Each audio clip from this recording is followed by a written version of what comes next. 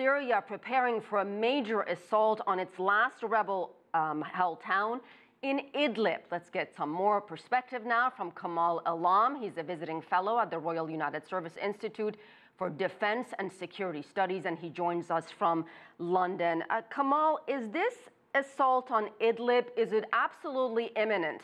Or are there some back-channel negotiations perhaps going on for any surrender deals that would avert this? I think there are back-channel negotiations going on between Turkey and Russia, because those are the two countries basically that control both sides there. Turkey have considerable control over Idlib and a lot of groups in northern Idlib especially, whilst Russia, of course, is a top ally of the Syrian government.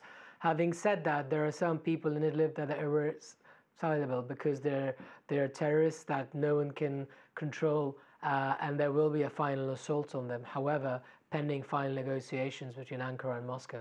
There's an estimated 3 million people who call Idlib home now, many of them displaced civilians.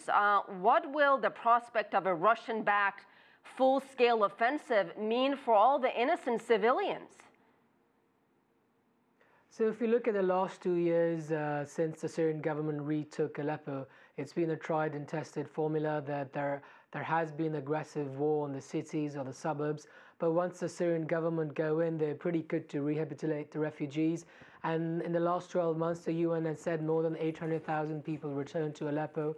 And even after the Dera offensive in the south, near the Jordanian border, 100,000 people returned within the week of the offensive being over. So the first concern of the Syrian government and the Russians is to retake the territory from terrorists, and then they are pretty confident that any refugees that leave will be allowed to come back in as long as there's no cover for armed groups that are operating against the government. How is this fight for Idlib perhaps any different from what we've seen in Aleppo, in Raqqa, in eastern Ghouta?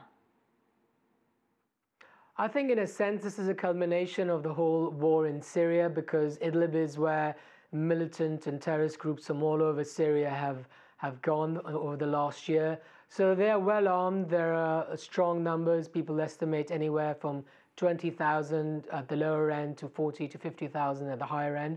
So they might not want to compromise. Some of them are hardened terrorists with direct links to Al-Qaeda and ISIS. They're in no mood to negotiate. So the fight could be harder.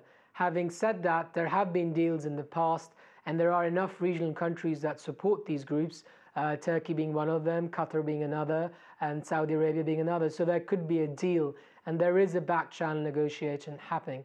However, if an assault comes, it could be quite a tough battle, but given that the Russians and the Syrian military have been pretty confident in retaking almost 40% of the territory in the last 2 years, it shouldn't be too difficult. It's inevitable that Idlib will fall. And Turkey is awfully concerned about this operation. What is it that they're most worried about? I think Turkey is legitimately most concerned about the refugees. Turkey is already overstretched, almost 4 million Syrians that they cannot cope with. So an offensive will push more people into Turkey, which Turkey has to deal with. So they're on the front line. They have concerns over refugees pouring in, and that's their main concern. Having said that, Turkey have built a grave for themselves because they have not negotiated that well with Damascus and the Syrian government, because Turkey is violating Syrian sovereignty. So Turkey will have to deal with Russia, Iran and the Syrian government to get their own concerns answered. Kamal Alam joining us from London. Thank you.